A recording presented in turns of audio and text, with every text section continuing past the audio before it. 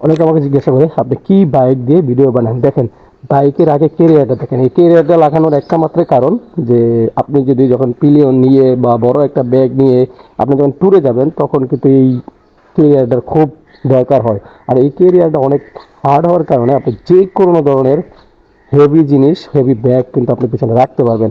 আমি আসলে মূলত ফ্রেজার ভার্সন 2 চালাই, যেটা আসলে ফ্যামিলিয়ান বাইক, আপনারা সবাই জানেন। সো এই বাইকটা চালানোর একটাই কারণ যে এই বাইকটা স্মুথলি অনেক চালাতে পারি এবং কি অনেক লং ড্রাইভ করলেও আমি কোনো ধরনের ব্যাক পেন ফিল করি না। এরপরে এটার ইন্টারেস্টিং ম্যাটার হলো যে আমি এই বাইকটার কিন্তু হ্যান্ডেল বার চেঞ্জ করেছি। সো এই হ্যান্ডেল বারটা চেঞ্জ করার অন্যতম কারণ হলো বাইকের লুকটা চেঞ্জ করা। দেখেন, আমি যখন বাইকটা ড্রাইভ করি দ্য টাইম আমি কিন্তু ফিল করি আমি হোন্ডা সিবিআর চালাচ্ছি। এটা কিন্তু হায়াবুসা হ্যান্ডেল বার। এই হ্যান্ডেল বারটা আমাকে একজন গিফট করেছে। সো সে তার কাছ থেকে আমি হ্যান্ডেল বারটা নিয়েছি অলরেডি। তার হ্যান্ডেল বাইকটা আসলে এই হ্যান্ডেল বারটা তার বাইকে লাগানো ছিল, সে বাইকটা সেল করে দেওয়ার পরে তার হ্যান্ডেল বারটা রেখে দিয়েছিল। দেন আমি বললাম যে ভাই আপনি যেহেতু রেখে দিয়েছেন তাহলে হ্যান্ডেল বারটা আমাকে দিয়ে দিন। অল্প টাকা থেকে সে আমাকে এই হ্যান্ডেল বারটা গিফট করেছে।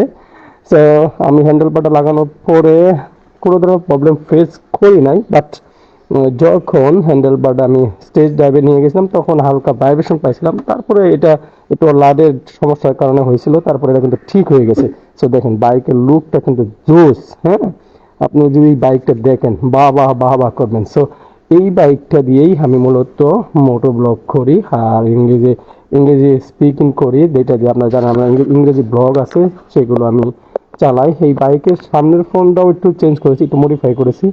সো এটাই হলো আমার বাইক। আর এই বাইকের মাইলেজটা অনেক বেশি, যার কারণে আমি এই বাইকটা চালাইয়া খুব কমফোর্ট ফিল করি। কারণ তেলের দাম যেভাবে বাড়ছে, মাঝে মাঝে তেল পাওয়া যায় না। সো এই সময়টা কিন্তু আমাকে খুব ভালো ব্যাক আপ দেয়। So thank you very much.